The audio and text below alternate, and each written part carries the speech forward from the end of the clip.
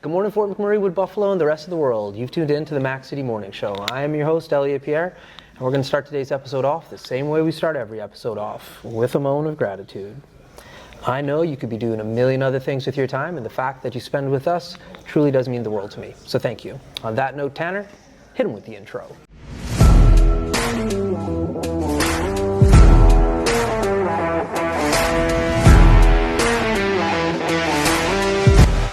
How's it going, you guys? It's Jake White, JJW, coming at you from Norrell Toyota in Fort McMurray. Just wanted to say hi and come on down, check the place out. Hi, my name's Richard. I'm the service manager here at Norrell Toyota. Hi there, I'm Adam. I'm here at Norrell Toyota. I'm a product advisor. Hi, I'm Cass. I'm the appointment coordinator. Happy to help you. Hey, it's Keith Simpson here. I'm the general manager of Norrell Toyota, soon to be Fort McMurray Toyota. Pretty excited for our new dealership. As you've seen, you met all my staff. These guys are all my family. We're here to take care of you. Come on down and be part of our family. And we are back. Big shout out to Norrell Toyota, our title sponsor for today's episode. We really do appreciate your ongoing support. As everybody at home knows, I do not introduce my guests because they can do a better job of that than myself. So sir, can you please tell everybody at home who you are and what you're about? Well, thanks, Elliot, and thanks for having me. My name is Gil McGowan, and I am the elected president of the Alberta Federation of Labor, which is the umbrella organization for most unions in the province. So we represent unions in the public sector that people will probably be familiar with, like the United Nurses of Alberta, the Health Sciences Association of Alberta, the Canadian Union of Public Employees. But we also represent a whole slew of unions in the private sector, including trades unions like the Boilermakers and the operating engineers, the electrical workers, and then what we call industrial unions like the steel workers, the iron workers, the Teamsters, and I'm going to forget some here, the United Food and Commercial Workers. So, so basically, your viewers will have interacted with a lot of our members. If you go to Safeway, for example, they're members of the United Food and Commercial Workers. If you send kids to school, they're looked after by members of the Alberta Teachers Association, or perhaps if the support staff would be their Canadian Union of Public Employees. Municipal workers are unionized. And then here at Fort McMurray, basically everyone who works at the base plant are members of Unifor 707. So union members are, they're not some alien species. They're your neighbors, they're your friends, they work in your community, and their work keeps everything going. Yeah, fair enough. Yeah. How did you get involved with the union? Well, my background is, the labor movement draws people from every occupation, right? And so my background is as a reporter, actually. So I was cool. Yeah, so I was a member. I worked as a reporter for Canadian Press, the Edmonton Journal, CTV. Some of the places I worked were unionized, some of them are not. So Canadian Press unionized, Edmonton Journal not, CTV unionized, and so wherever I went, I just made a point of getting involved in the union. So, cool. So like what part of, like when you say you're a reporter, like what were you doing? Were you like interviewing people, or were you writing down, like what was your background? Yeah, so I did a little bit of all of that. So I was an on-air reporter, I was a newspaper reporter. So yes, I interviewed people, I wrote newspaper articles. I'll have to admit that I was pretty low on the totem pole, right? Okay. You know, so I was working the night shift, what we call the night desk at Canadian Press, mostly rewriting stories and putting them out on the wire. On the wire, that's so cool. Yeah. So, but then when I was with CTV, I was a producer and researcher. So I wasn't on air, but we had the real job. The consumer stuff, right? Like, I worked with Valerie Oskowski, who at the time was the consumer reporter, and so like it was my job to find stories about companies that had scammed customers and do the background research and then prepare for the on-air stuff. So that's really neat. Yeah. And so you were doing that based out of Edmonton primarily? Edmonton, yeah. But I went to Ottawa. I got a journalism degree at Carleton University. But before that, I'd been at the U of A, and I was the news editor of the campus paper, The Gateway. Oh, sweet. A long time ago. Okay, so you're from Edmonton, or? I grew up on a farm north of Edmonton, near Westlock. That's where I went to high school, and I went to elementary and junior high school in a little town called Clyde, Alberta. Yeah. And for those people who've lived in Alberta for a while, maybe you've driven by it. I have. on the way up to Athabasca. But so the population of Clyde is about 250, and it doubled or tripled even when kids came in on the bus for school. And so we had a farm, and I went to school in Clyde for elementary and junior high school, and then high school, junior high, and then in high school I went to Westlock. Okay. Yeah. And so family and farm, or just you? Yeah, two brothers. Yeah. So we sold the farm shortly after I finished high school, which was, I mean, the story of rural Alberta is one of concentration, right? So when I was growing up, there were probably about 12 farm families in the immediate area, and over the years, almost all of them have sold out to the big farmer, right? And I won't name them, but it's happening all across rural Alberta, right? I mean, because it's a very capital-intensive industry, and those who have the resources to buy the equipment are the ones who buy out the smaller operations, and so that's been happening for years. But we were part of that. What's the transition after being a farmer, like your parents, the family, just doing that? Because that's hardcore work. Yeah. Like I know a bunch of guys, a few of my friends own hobby farms, and every time I go out, I'm just like, why would you sign up for this? So as a kid, sometimes I thought that too. That's right. Yeah. So when you sell your farm and you transition into not living that life, what's that transition like? Well, I mean, like a lot of kids who grew up in rural Alberta, I couldn't wait to get out of the small community and out to the big city, right? I mean, that's the reality, right? There's an outflux of young people, and that's actually one of the big issues in rural Alberta is keeping, having an economy that allows people to stay, right? But I was pretty excited to see what the big wide world looked like. So I was happy for the transition. Though I was sad when my parents sold the farm. I actually remember because I'd gone off to work in Vermilion actually over the summer after my senior year in high school, and my parents sold the farm when I was away, and so we had a home on the farm when I left, and when I came back, it was gone. It was gone, So I remember standing at the end of our driveway, looking at the farm, knowing that someone else had moved in there, and feeling a little bit choked up about it. But life goes on. People make transitions, and so I'm glad that I grew up in a rural area and grew up on a farm. It's a lifestyle, work ethic, things that have helped shape who I am today. You're probably farm strong too. Well, that's the thing. It's true when you work on the farm, you get the big hands. I'm saying. But you lose that pretty quick. When you move into the city. And then I moved from, because I mean, when I was on the farm, I learned how to drive a tractor before I learned how to drive a truck. Right. And there was always physical work, but then I went to the city and ended up in a white collar profession, where I sat at a desk and typed on a keyboard. So your hands got soft. my hands have gotten soft. Yes. So you moved to Edmonton. Is journalism, was that your passion when you got there? Yeah. Well, I mean, when I was an undergraduate student at the U of A. A lot of it's a big school. It's there was 35,000 students when I was there, and I think it's bigger now. And going from a small community, I went to high school in Westlock, and we had 500 kids in the whole high school, not just in one grade, but the whole high school. And then going from that to 35,000, it was a little bit alienating,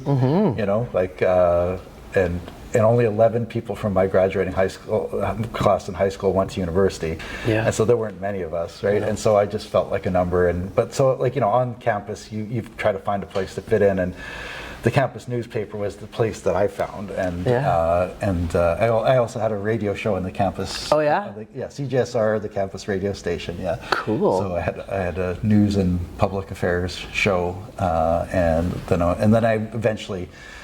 I was a volunteer first, and I eventually became the news editor of the paper, and so that's what gave. I needed a home, with a place that, and that's where I sort of developed the passion for it. And I mean, you're a podcaster, so it's a bug that gets under your skin, right? When you start to do this kind of stuff. That's right. Right? Yeah. And so for a very long time, that was the bug that had gotten under my skin. Yeah. And I would imagine like a lot of the skill sets that you learned back there in regards to like looking into a story, looking at the facts, trying to be as objective as possible, you utilize in your current career. Oh yeah. I mean, as president of the Federation of Labor, I mean, the Federation of Labor is an association of unions, but it's not a union. So we don't bargain contracts, we don't handle grievances, all the meat and potato stuff that unions do. We are an advocacy group, right? Yeah. And so I spend my days researching issues on behalf of our members, meeting with our unions and hearing stories. In fact, just recently I was here in Fort McMurray, meeting over dinner with leaders and activists from the various public and private sector unions, hearing their stories, and that was a lot of what I did as a reporter. I mean, you sit down, you have conversations, and you learn things that you never would have known had you not had the conversation. Right? That's exactly it. And that's one of the things I loved about journalism, but it's also one of the things I love about being president of the Federation of Labor, because you take those stories and you could bring some kind of sense of, of the way the world works, and then share that with others, right? Yeah. And we do that to help advance the interests of working people, right? So like I come here and I hear about, decisions that are being made by the municipal council that affect working people. I come here and I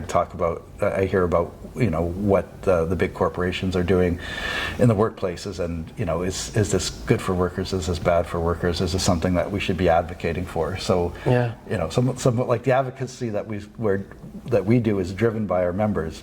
And you're right. I mean, what I learned as a reporter, helps me figure out what we should be advocating for. And so, we do press releases, I do speeches. Just last week I was making a presentation to the Senate committee dealing with what they call replacement workers. We call them scabs. Okay, yeah, fair enough. Yeah. The federal government just passed legislation prohibiting employers in the federally regulated sectors like telecommunications, anything that goes across borders, but they've prohibited them from using replacement workers during strikes and lockouts, which is something that we in the labor movement have been advocating for years. Wow. And so I was able, and I participated in the lobby efforts. So for years, every time there was a hearing or a meeting with a minister, I would go there and make a presentation. After the presentation, I'd go to the ministers and meet with them and make the argument. So so you're right. I mean, the stuff that I learned as a reporter in terms of marshaling facts, putting them into a coherent argument, trying to explain why what we're advocating for makes sense for our members and the broader public. So it has been a good fit. Yeah. It may not really be intuitive, but a background as a reporter has been very useful to me. Yeah, no doubt. It's a transfer of skills. I do a lot of talking at the college here and at the local high schools.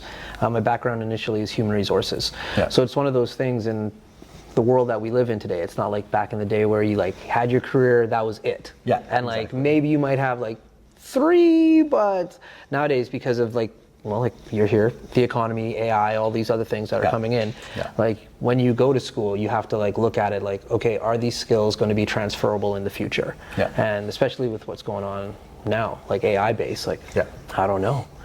Yeah, AI scares the shit out of me. Yeah, to be honest. It's a wild thing. I've embraced it. I like it. I talked about it. I saw it coming for years. Yeah. I used to sit down with students and show them videos of self-automated trucks or warehouses where my dad worked in the warehouse at Syncrude, and I'd be like, "Yo, Dad, check out this warehouse in Brazil," and it'd be all black, and it would just be a robot picking and then drop it off into flatbed. Right. I'm just it's happening. It's happening, and we can't hold it back. Yeah. But if it's going to be implemented, it has to be implemented in a way that remembers that is cognizant of the fact that people run the economy. Yeah. Society is built on people, and people need jobs in order to be comfortable, to live with dignity and be productive members of society, right? And so. Yeah, and I was thinking about this as I was driving up to Fort McMurray, because on the highway, there's a lot of traffic, but there were 2 flatbed trucks coming south. Yeah, okay. With old heavy haul trucks from the oil sands projects, and the ones that were leaving were the ones that were driven by real human beings, because they're now obsolete. But the ones that are arriving are the autonomous trucks, right? That are not driven by real human beings. Right? And so for each one of those autonomous trucks that's coming, and each one of those autonomous trucks that's leaving, that's a real live person who had been paid a decent wage, a family sustaining, community sustaining wage, that no longer has a job. That's right. Right. That's right. So can we stop AI? No, we can't. But we, as it's being implemented, we do need policies from government, and we also need collective agreements negotiated with employers that respect that change has to be conscious of the people. Right? Yeah, that's right. So, how did you make this? You're working in media. Yeah. How did you actually make the transition into union? Well, I was working as a reporter in the 90s when all the cuts to media were starting, right? So I graduated with a journalism degree in 1994. Yeah. And that was the beginning of what we've seen in the media now over the last 20, 30 years, which is basically the hollowing out of the industry, right? Facts. So where? Sorry. Yeah.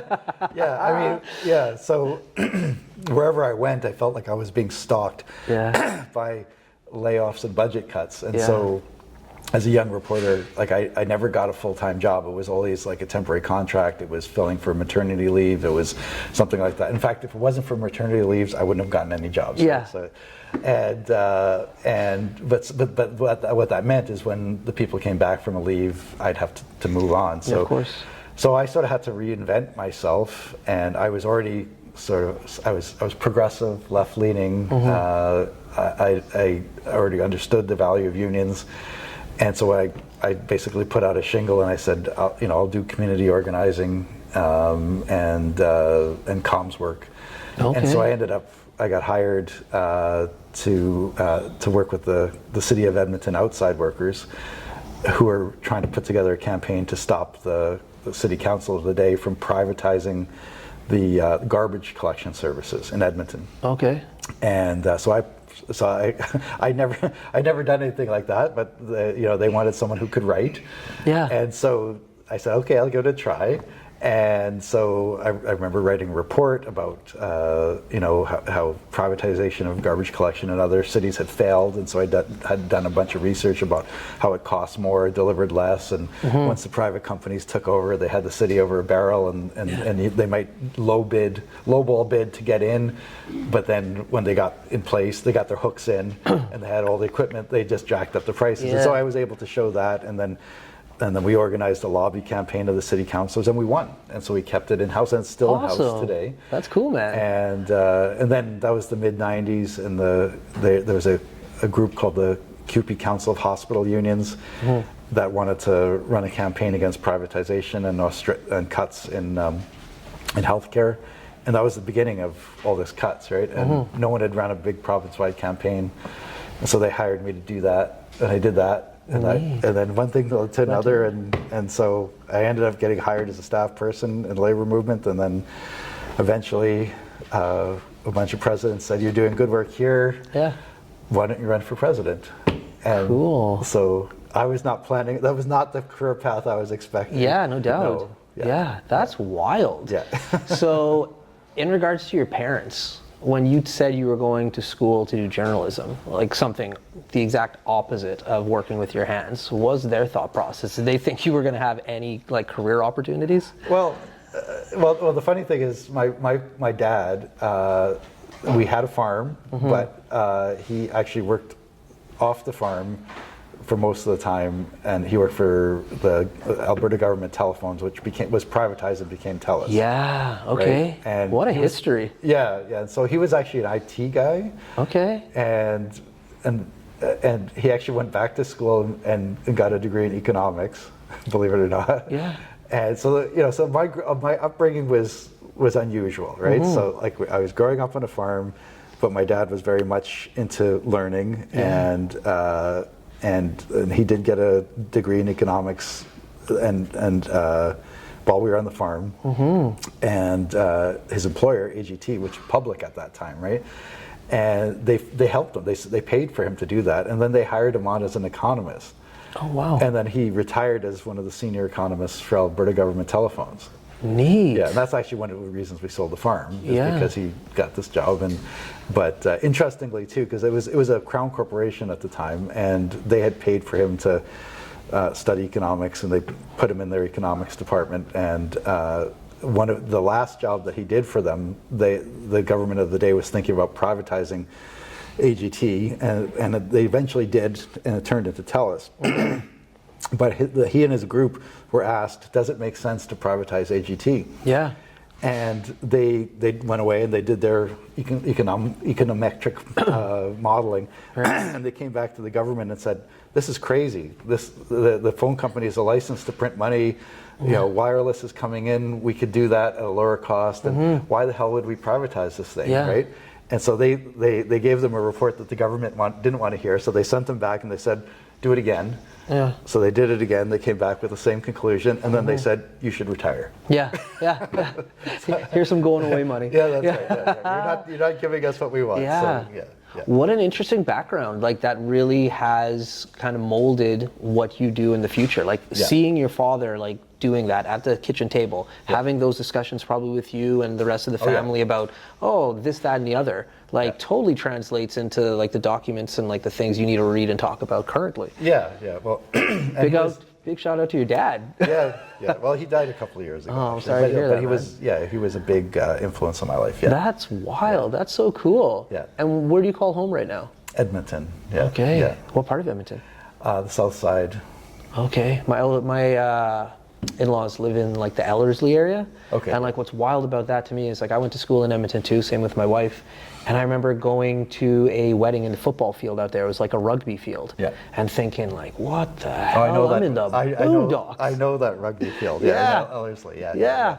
And now you go out there and you have Ellerslie and Summerside, and like, it's just, the expansion in Edmonton to me is just wild. Yeah. So how long you've lived there since you moved away from the farm? Yeah. Well, I went to the U of A, and then I went to Carleton and Ottawa, and then I came back. Yeah. So Edmonton's home for you. You're an Albertan boy. I'm an Albertan boy. Yeah. Okay, right on, man. Yeah. Well, listen, I know you're busy, so I'm going to cut you loose. But before I let you go today, everybody gets a shameless shout out or plug. So you have the mic, the camera, the lights. Have fun. A shameless shout out or plug. Wow. Well, I wouldn't be doing my job if I didn't talk about the interests of working people in this province. And right now, working people are struggling, right? I mean, inflation is a thing all around the world, but here in Alberta, we have the dubious distinction of having the highest rate of inflation among all provinces. And we also have the slowest rate of wage growth. And so actually over the last 6 months, we've lost our lead as the highest paid province in the country to British Columbia. And so, my shameless plug would be that Albertans need to understand that this is not an accident. We've got a provincial government that has frozen the minimum wage for the last 6 years. They've made it harder for people to join unions and bargain collectively, which undermines the bargaining power of workers. And when you don't have bargaining power, you can't keep your wages up, right? Yeah. We also have a government that's made it easier for employers to avoid paying overtime.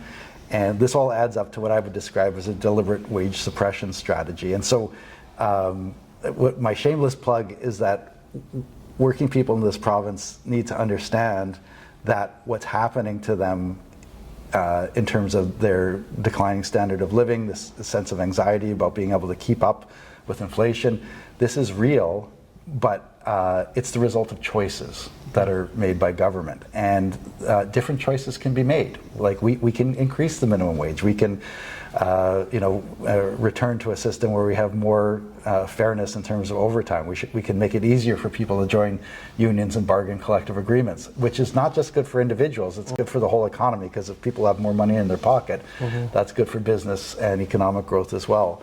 So my shameless plug is for working people to recognize their power, right? And to understand that we're all in this together, and to start demanding more from our leaders, right?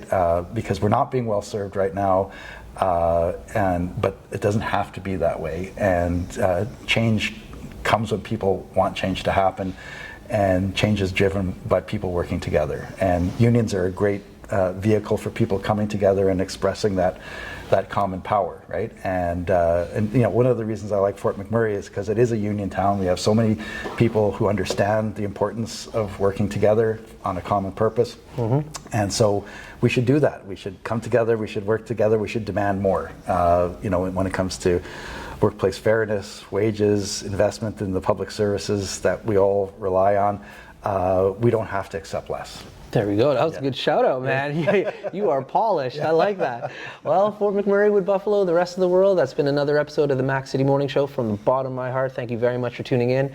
Big shout out to our title sponsor, Neural Toyota, as well as Carrie from Patchouli Rose and the beautiful people at Coldwell Banker. Hope everybody's having a great day. We'll see you tomorrow. Peace. There you go, dude. That was awesome. Okay, thanks. That was nice. So you heading back to Edmonton now, are you? Yeah, actually I have a funeral to go to. Oh, I'm sorry to hear that. Hi everyone, it's Carrie with Patchouli Rose here at Thickwood Barbershop. If you're wondering what to get your loved one this season for Valentine's Day, I make an all-natural anti-aging skin serum called Good Skin. It's good for men and women, and it's available for purchase here at the barbershop, downtown at the Corridor Shops and Events, and on my website. Thank you for your support.